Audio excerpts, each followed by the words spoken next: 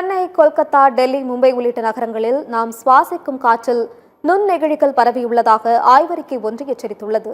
கொல்கத்தாவில் உள்ள இந்திய அறிவியல் கல்வி மற்றும் ஆராய்ச்சி நிறுவனம், எய்ம்ஸ் கல்யாணி மற்றும் சென்னையில் உள்ள கணித அறிவியல் நிறுவனம் இணைந்து நடத்திய ஆய்வில் சென்னை, கொல்கத்தா, டெல்லி, மும்பை உள்ளிட்ட நகரங்களில் நாம் சுவாசிக்கும் காற்றில் நுண்ணெகிழிகள் பரவியுள்ளதாக தெரிவித்துள்ளது. 10 மைக்ரோமீட்டருக்கும் குறைவான சிறிய நெகிழித் துகள்கள் மனித நுரையீரலின் ஆழமான பகுதிக்குள் சென்றடையக்கூடியவை என்று ஆராய்ச்சியாளர்கள் எச்சரித்துள்ளனர்.